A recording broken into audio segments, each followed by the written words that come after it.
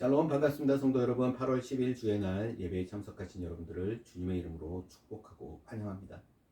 오늘 우리에게 주시는 하나님의 말씀은 빌립보서 2장 19절에서 30절까지의 말씀입니다. 같이 한 목소리로 합독하겠습니다. 시작. 내가 디모데를 속히 너희에게 보내기를 주 안에서 바람은 너희의 사정을 알므로 안위를 받으려 함이니 이는 뜻을 같이 하여 너희 사정을 진실히 생각할 자가 이밖에 내게 없음이라. 그들이 다 자기 일을 구하고 그리스도 예수의 일을 구하지 아니하되 디모데의 연단을 너희가 안하니 자식이 아버지에게 함같이 나와 함께 복음을 위하여 수고하였느니라. 그러므로 내가 내일이 어떻게 될지를 보아서 곧 이 사람을 보내기를 바라고 나도 속히 가게 될 것을 주 안에서 확신하노라. 그러나 에바브로디도를 너희에게 보내는 것이 필요한 줄로 생각하노니 그는 나의 형제요 함께 수고하고 함께 군사된 자요 너희 사자로 쓸 것을 돕는 자라. 그가 너희 무리를 간절히 사모하고 자기가 병든 것을 너희가 들은 줄을 알고 심히 근심한지라. 그가 병들어 죽게 되었으나 하나님이 그를 긍휼히 여기셨고 그뿐 아니라 또 나를 긍휼히 여기사 내 근심 위에 근심을 면하게 하셨느니라. 그러므로 내가 더욱 급히 그를 보낸 것은 너희로 그를 다시 보고 기뻐하게 하며 내 근심도 덜려 함이니라. 이러므로 너희가 주 안에서 모든 기쁨으로 그를 영접하고 또 이와 같은 자들을 존귀히 여기라. 그가 그리스도의 일을 위하여 죽기에 이르러도 자기 목숨을 돌보지 아니한 것은 나를 섬기는 너희의 일에 부족함을 채우려 함이니라. 아멘. 오늘 저는 이 말씀을 가지고 빛나는 삶이란 제목으로 하나님의 은혜를 나누고자 합니다. 성도 여러분, 잘 살고 있습니까? 많은 세상 사람들은 이 삶이 고달프고 힘들다고 말합니다. 그들에게는 그것이 어느 정도 맞는 말일 수 있습니다. 그러나 믿음을 가진 우리 신앙인들에게는 틀린 말이라는 거예요.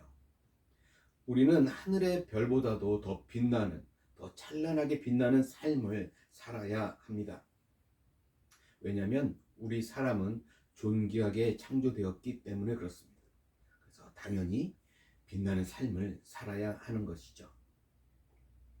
그런데 우리가 빛나는 삶이라고 말하면 보통의 사람들은 누구를 생각하냐면 재벌이나 유명한 연예인들을 많이 생각합니다. 그래서 보통의 사람들은 자신의 삶이 빛나는 삶이라고 생각하지 않는 것이죠. 그러나 우리 신앙인은 다르다라는 거예요. 우리는 세상 그 어떤 사람보다 더 빛나는 삶을 살 수 있습니다. 지금까지 그러지 못했다면 이제부터라도 우리는 빛나는 삶을 살아갈 수 있고 살아야 하는 것이죠. 자, 오늘 바울은 빛나는 삶, 구원을 이루어가는 빛나는 삶에 대해서 이야기하고 있습니다. 자, 그렇다면 바울이 이야기하는 이 빛나는 삶, 사람은 무엇으로 빛나는 것일까라는 것이죠. 오늘 빌립보서 2장 15절에 보면 이런 말씀이 기록되어 있습니다. 이는 너희가 흠이 없고 순전하여 어그러지고 거스리는 세대 가운데서 하나님의 흠없는 자녀로 세상에서 그들 가운데 빛들로 나타내며. 바울이 하늘의 별처럼 빛나는 삶을 살아가라고 말씀하면서 그리고 오늘 그 삶에 대해 빛나는 삶을 살고 있었던 두 사람을 언급하고 있는 것이죠. 자, 오늘 우리가 읽었던 본문에는 두 사람이 등장합니다. 한 사람은 디모데이고 또 다른 한 사람은 에바브로디도입니다. 이 두 사람은 오늘 말씀의 제목처럼 빛나는 삶을 살고 있는 사람이었습니다. 우리가 보통 편지를 보면 보통의 경우 인사말로 사람에 대한 이야기는 편지의 맨 앞부분이나 맨 끝부분에 인사말로 할 때 등장합니다. 그런데 오늘 이 빌립보서에서는 이렇게 중간에 2장에 기록되고 있습니다. 바울이 계속해서 말하고 있는 그 빛나는 삶에 대해서 이 두 사람이 가장 적합한 사람으로 표본이 되고 있기 때문일 것입니다. 그 두 사람 중에 먼저 디모데에서 보겠습니다. 19절. 내가 디모데를 속히 너희에게 보내기를 주 안에서 바람은 너희의 사정을 알므로 안위를 받으려 함이니. 바울은 빌립보 교회를 위해서 자신과 함께 있는 이 디모데를 보낸다라고 말합니다. 그러면서 뭐라고 얘기하냐면 너희의 사정을 알므로 안위를 받으려 한다라는. 바울은 디모데에게 매우 필요하지, 그렇죠? 바울은 디모데가 매우 필요하지만 빌립보 교회에 보내기를 바란다고 이야기하고 있는 거예요. 바울은 자신의 일이 아니라 빌립보 교회의 사정을 아는 것을 더 원하고 있기 때문입니다. 자, 이 상황을 이해하기 위해서는 먼저 이 사실을 알아야 되는데 지금 이 사도 바울은 감옥에 갇혀 있는 거예요. 그렇죠? 지금 이 사도 바울이 갇혀 있는 이 감옥이 어떤 곳이냐면 이 당시의 감옥은 오늘날과는 많이 달랐습니다. 그래서 이 감옥 생활에서 필요한 것을 나라에서 아주 최소한의 것만 제공했어요. 그리고 나머지 필요한 것들은 모두 개인이 부담해야 했습니다. 그러니까 음식, 옷, 그리고 목욕, 이불, 세탁, 이런 것들은 모두 외부에서 충당해야 했다라는 것입니다. 그래서 감옥에는 가난한 사람도 있어서 그들은 아주 더럽고 비참하게 생활하고 있었다라는 것입니다. 자, 그런 감옥에 지금 바울이 갇혀 있는 거예요. 그러기에 바울도 감옥에 있는 동안 자신을 도와줄 사람이 필요했습니다. 그리고 디모데가 옆에서 그 일을 감당하고 있었어요. 자, 그런 모든 일을 감당하고 있는 디모데를 보낸다고 하는 것은 어떤 의미입니까? 바울이 디모데가 없음으로 인해서 앞으로 많이 불안정하고 불편하게 생활하게 된다라는 것을 의미하고 있는 것이죠. 자, 바울이 주변에 다른 사람도 많이 있었을 텐데 구태여 자신에게 가장 도움이 되고 있는 이 디모데를 보내고자 하는 이유는 무엇일까요? 20절 말씀을 보면 이렇게 이야기합니다. 이는 뜻을 같이하여 너희 사정을 진실히 생각할 자가 이밖에 내게 없음이라. 뜻을 같이하다. 이 말 속의 의미는 같은 영혼을 가지고 라고 하는 의미예요. 그래서 디모데는 이 빌립보 교인들을 향해서 마치 자신의 일처럼 생각할 사람이라는 말입니다. 그 의미입니다. 또 뭐라고 얘기해? 너희 사정을 진실히 생각할 자가 이밖에 내게 없습니다. 디모데는 자신의 입장에서 뿐만이 아니라 빌립보 교회의 입장에서 잘 살펴보고 필요한 것을 알아차리고 바울 자신에게 전할 수 있는 유일한 사람이었다라는 것입니다. 성도 여러분, 사람이 자신의 일이 아니라 다른 사람의 일을 그렇게 볼 줄 알고 자신의 마음에 담고 신경 쓸 수 있는 사람은 그렇게 많지 않다라는 것입니다. 자, 빌립보서 2장 4절 말씀을 보니까 또 이렇게도 기록하고 있습니다. 각각 자기 일을 돌볼 뿐더러 또한 각각 다른 사람의 일을 돌보아 나의 기쁨을 충만하게 하라. 지금 디모데가 지금 이 4절에서 말하고 있는 자신의 일을 돌볼 뿐더러 각각 다른 사람들의 일을 돌보는 그런 사람이었다라는 것입니다. 디모데에 대해서 그렇게 설명하고 있는 거예요. 자, 21절 보세요. 그들이 다 자기 일을 구하고 그리스도 예수의 일을 구하지 아니하되. 그들이 다 자기 일을 구하고 라고 말합니다. 팔이 안으로 굽는다고 사람들은 그죠?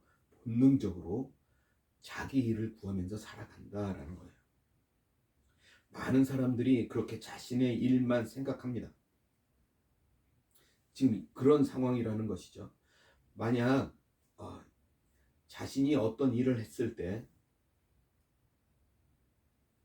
다른 사람에게 100만 원의 효과가 있고 자신에게는 10,000원의 효과가 있다라고 생각해 보면 많은 사람들이 자신에게 10,000원의 효과가 있는 것을 선택한다라는 것입니다. 왜 그렇습니까?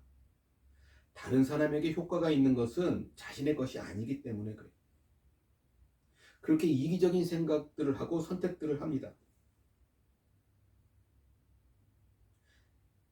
지금 현재에도 마찬가지죠. 지금 한국의 새로운 정부가 민생지원금이라고 해서 모든 사람들에게 일정의 금액을 지불하고 있습니다. 물론 그 금액이 필요 없는 사람도 있을 것이고 그 금액이 꼭 필요한 사람도 있을 것입니다. 그럼에도 사람들이 자기는 필요 없다라고 거부한다라고 이야기합니다. 자신의 생각만 하는 것이죠. 사람들이 그렇다는 것. 바울 당시 때는 막 지금도 그런 마찬가지. 자, 그런데 오늘 본문 지금 자기 일을 구하면서 다른 사람의 구하지 않는 것은 뭐예요? 어떤 일을 구하지 않냐면 예수의 일을 구하지 않고 있다라는 거예요. 지금 사람들이 버린 다른 사람의 일은 무엇이냐면 예수의 일이라는 거예요. 예수님께 하나님의 나라는 어떤 사람에게든 더 이루어지든 다 동일한 것입니다. 그래서 우리의 행동이 누군가에게 100만 원의 효과를 낸다면 그것을 하나님께서는 우리의 일로 인정해 주십니다. 결국 모든 것은 하나님의 나라 안에서는 하나이기 때문에 그렇습니다. 하나님의 나라의 일이라면 모두가 하나인 것입니다. 이 사실을 알아야 빛나는 삶을 살 수 있는 것입니다.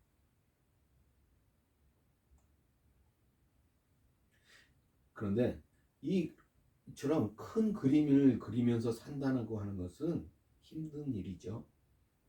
이 하나님의 나라라고 하는 큰 그림을 생각하면서 내가 얻어야 할 효과를 뒤로 하고 다른 사람에게 먼저 효과가 있는 것을 선택하고 다른 사람을 위해 일한다라고 하는 것은 참으로 어려운 일이라는 것입니다.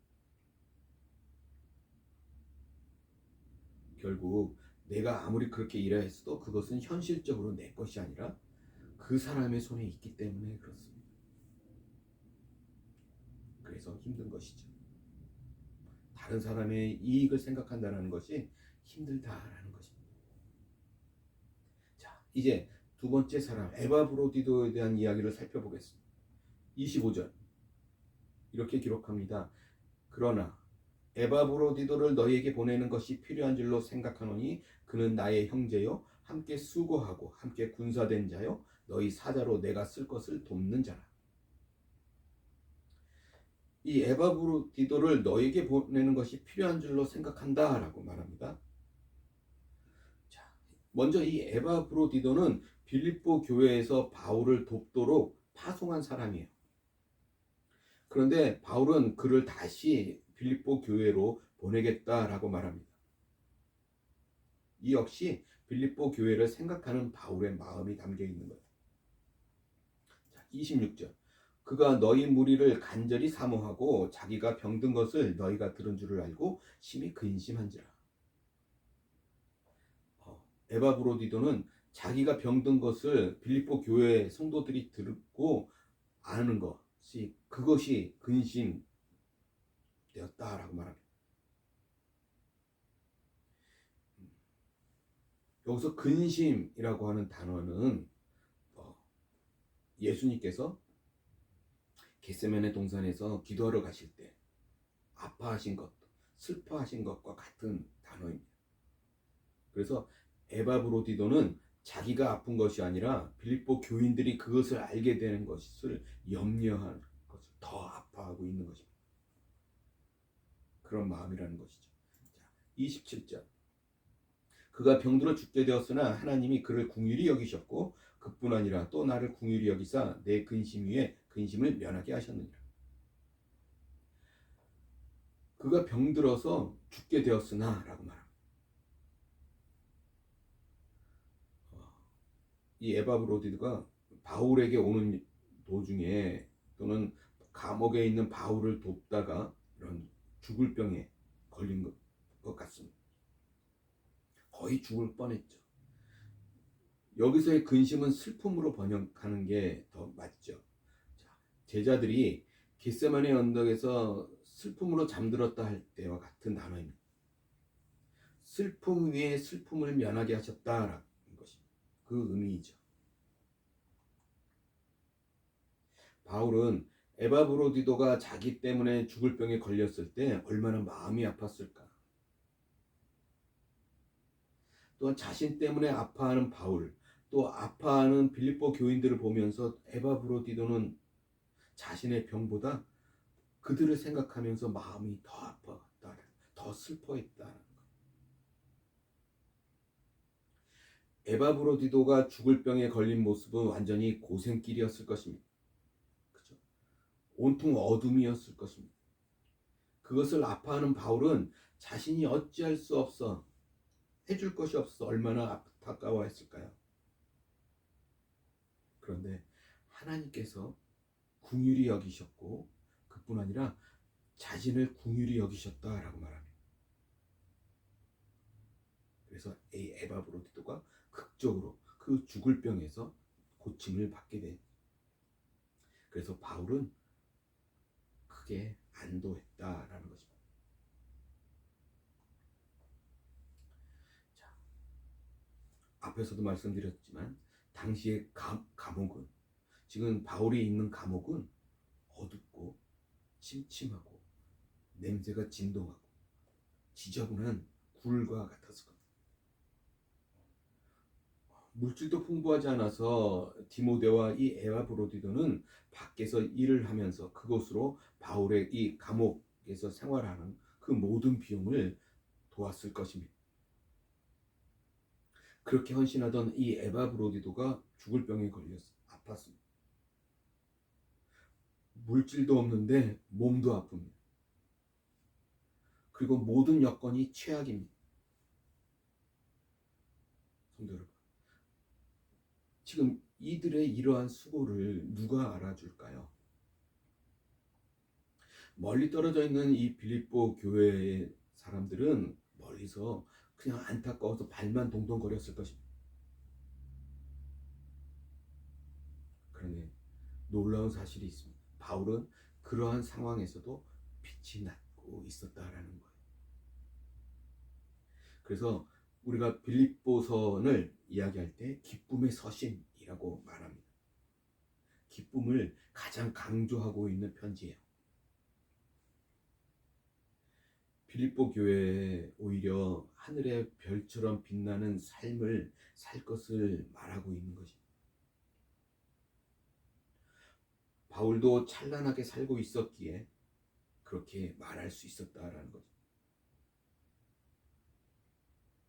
이 디모데와 에바브로디도를 당시 화려한 이 로마 도시에서 누가 기억하겠습니까? 그들이 바울을 위해서 힘들게 노동을 할 때 그 어떤 사람이 그들에게 눈길을 주었겠습니까? 그러나 그들은 찬란하게 빛나는 삶을 살고 있었다라는 것입니다. 그들이 힘든 시간을 보내는 그 순간이 실제로는 하나님의 나라에서 찬란하게 빛나고 있었다라는 것입니다. 그들은 그것을 알고 있었습니다. 그래서 그들은 지금 자신들의 상황을 불행이라고 생각하지 않았습니다. 그래서 그 일을 능히 감당하고 있는 것이죠. 아프고 슬픔 가운데서도 찬란하게 빛나는 삶을 살고 있었습니다. 그리고 오늘 우리들에게도 그렇게 찬란한 그들의 삶을 말하고 있는 것입니다. 주님께서 다시 오실 때, 주님이 다시 재림하실 때 그들의 삶은 더 찬란하게 빛날 것입니다. 오늘 말씀을 정리해 볼까요? 이 디모데와 에바브로디도는 빛나는 삶을 살았던 사람으로 우리가 살펴보았습니다. 그들은 자신의 이익을 쫓는 것이 아니고 자신의 이익을 위해서 이기주의적으로 살았지 않았다라는 거예요. 당장은 이름도 없고 빚도 없고 힘이 들었습니다. 자신 혼자 몸을 건사하기도 힘든데 다른 사람을 위해 살고 있었으니 얼마나 더 힘들었겠습니까?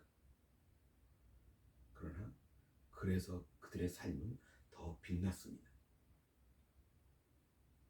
그들이 세상에서 사는 동안 사람들이 보기에는 그들의 삶은 빛나는 모습이 아니었습니다. 그들이 아주 고생을 하고 있었기 때문에 죽음의 위협도 겪었습니다. 그러나 실제로는 빛나고 있었다라는 사실이에요. 찬란하게 빛나고 있었습니다. 그들은 믿었습니다. 믿음대로 주님 오실 때 더 빛날, 더 찬란하게 빛날 것입니다. 성도 여러분, 오늘 저와 여러분들은 무엇으로 빛나고 있습니까? 이기주의로 가득한 이 시대에 이기주의적으로 빛나지 않기를 바랍니다. 하나님의 나라의 틀 속에서 다른 사람을 위해 일하고 힘들지만 그 고생을 감당하면서 빛나는 삶을 살아갈 수 있기를 바랍니다. 우리가 그런 삶을 살아갈 때 우리 역시 주님이 오시는 그날 더 찬란하게 빛날 것이기 때문에 그렇습니다. 그 사실을 오늘 믿는 저와 여러분들의 삶이 되기를 주님의 이름으로 간절히 소원합니다. 기도하겠습니다. 할렐루야, 전능하신 주님을 찬양합니다. 그렇습니다. 오늘 본문의 이 두 사람처럼 자신의 유익을 쫓는 것이 아니라 다른 사람의 유익을 위해 자신의 그 헌신을 묵묵히 받아들였던 그들의 빛나는 삶을 오늘 우리들이 본받기를 원합니다. 그리고 오늘 우리들의 삶이 그렇게 변화되기를 원합니다. 우리 주변의 다른 사람들을 돌아볼 수 있는 그런 마음의 여유를 우리 가운데 허락하여 주시옵소서.